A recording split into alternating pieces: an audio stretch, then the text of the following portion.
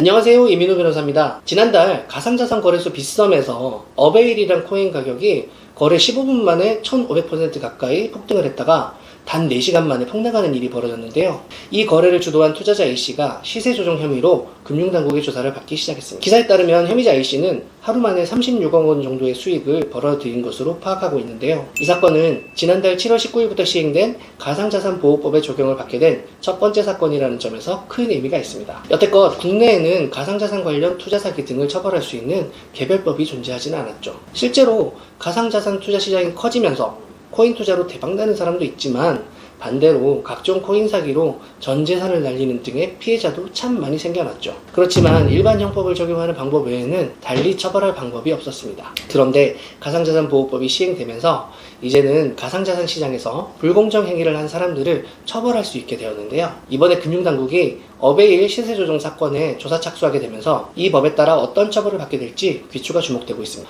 제가 이 사건을 살펴보니까 주식이나 코인 시장에서 일어나는 전형적인 시세조정 사건들과 비슷하더라고요. 보통 코인 사기를 통해서 저를 찾아오시는 분들을 보면 투자를 할 당시에는 전혀 사기인 걸 인지 못하시다가 나중에 투자금을 날리고 난 다음에서야 뒤늦게 이게 사기였다는 사실을 인지하시고는 어떻게 해야 되는 거냐? 상담을 받으러 오십니다. 실제로 코인을 투자할 당시에는 너무 그럴싸한 말들과 자료들로 사람들을 현혹시키기 때문에 투자를 결정하시게 되는데요. 이 사건과 관련 사건들을 살펴보면서 어떤 식으로 시세 조정을 하고 피해자가 만들어지는지 한번 알아보도록 하겠습니다. 일단 이 투자자 A씨는 SNS상에서 구독자가 2만 명 이상이 되고 코인 커뮤니티에서 인지도가 상당한 사람으로 보도되고 있습니다. 대부분 이렇게 인지도가 있는 사람을 전면에 내세워서 자금을 모으는데요. A씨는 개인 지갑으로 어베일 모금을 시작했습니다. 소위 김치 프리미엄이라고 해서 해외 거래소보다는 국내 거래소의 코인 가격이 약 3% 이상 높게 형성이 되잖아요. 그래서 A씨는 외국인 투자자들에게 나한테 어베일 코인을 주면 김치 프리미엄을 붙여서 판 다음에 그 돈으로 더 많은 어베일 물량을 사서 돌려주겠다 라고 홍보를 한 것이죠. 이렇게 A씨는 외국인 투자자들로부터 어베일 124만 개 정도, 하나로 계산하면 약 42억 원 정도의 코인을 자신의 개인 지갑으로 받게 됩니다. 이 물량이 어느 정도냐면 빗썸에서 유통되던 어베일의 75% 정도를 이 A씨가 가지고 있었던 겁니다. 금융당국은 이 A씨가 대규모 물량을 이용해서 시세 조정을 한 것으로 보고 있는데요. 일반적으로 거래소에 가상자산이 상장이 되면 일종의 상장빔이라고 하는 가격 상승이 발생을 하죠.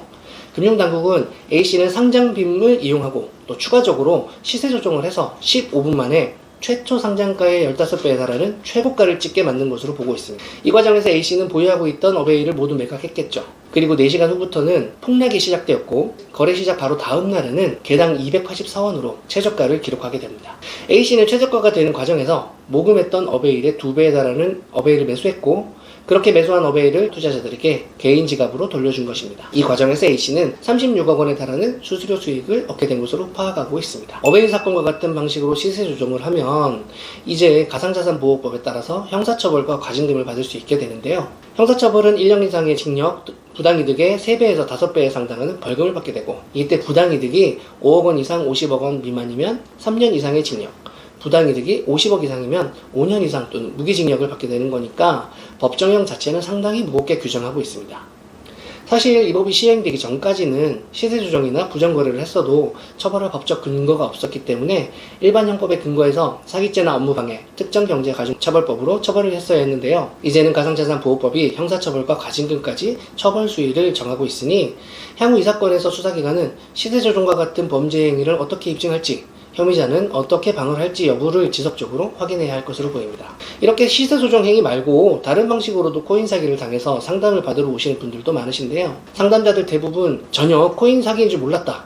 정말 유망한 코인이고 투자하면 못해도 2배는 넘게 수익을 얻을 수 있을 줄 알았다 라고 하시죠. 그런데 당사자 입장에서는 전혀 사기인 줄 알 수가 없었다고 하시지만 제가 이런 사건들을 자주 다루다 보니까 상담을 해보면 사기수법은 거의 동일합니다. 일단 유명인을 전면에 내세우죠. 조금이라도 인지도가 있는 사람을 전면에 내세우고 해당 유명인이 코인을 직접 발행한다 또는 직접 투자를 하고 있다 라고 대대적으로 홍보를 합니다. 실제로 의뢰인분들을 보면 지인 소개, 페이스북이나 리딩방 같은 오픈 채팅방, 문자 메시지를 통한 투자 권유 등 다양한 방법으로 투자 권유를 받아 투자를 하시게 되는데요. 처음에 투자 프로젝트에 대해 이야기를 들어보면 아주 그럴싸합니다. 이게 실제로 사건을 해보면요, 블록체인을 만드는 사람, 백서를 만드는 사람, 사람들을 모집하는 사람, 중간에 수익 인증을 하면서 바람잡이를 하는 사람 등 다 팀이 짜여져 있어요. 그래서 투자를 하는 사람 입장에서는 이 코인 진짜 대박인가 보다 이렇게 믿게끔 만듭니다. 그런데 알고 보면 실제로 해당 사업을 할 의사는 전혀 없으면서 이제 곧 대박이 나는 사업이 될 거다 라고 하면서 코인 판매 대금을 편취할 목적으로 코인을 발행하고 상장까지 시키는 거죠.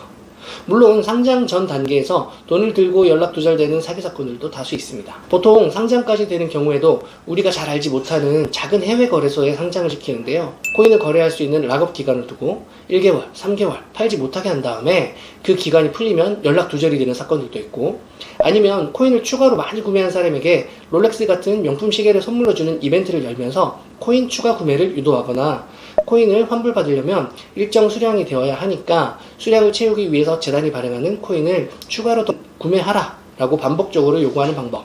미국 거래소라 세금을 내야 하니까 세금 상당의 돈을 재단에 예치하라 라고 하는 등, 이런 식으로 계속 추가적으로 코인을 구매하게 하거나 현금을 예치하게 하다가 연락이 두절되어 사기를 당하는 경우가 있습니다.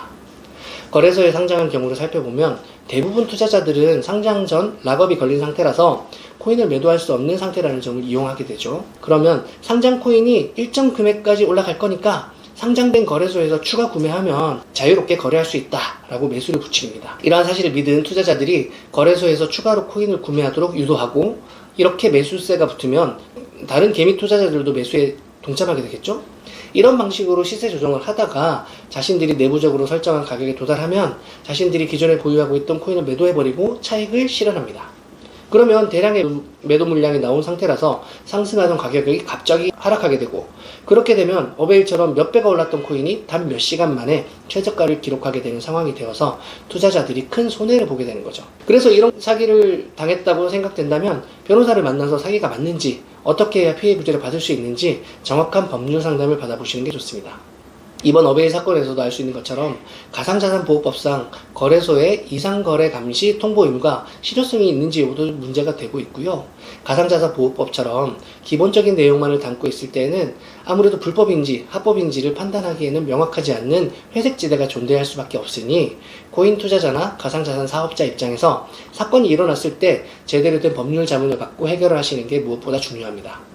저희 회사에서도 가상자산 관련 법률 자문을 진행하고 있으니까 궁금한 부분이 있으시면 댓글에 달린 번호로 연락 주시면 됩니다. 오늘도 영상 시청해 주셔서 감사합니다.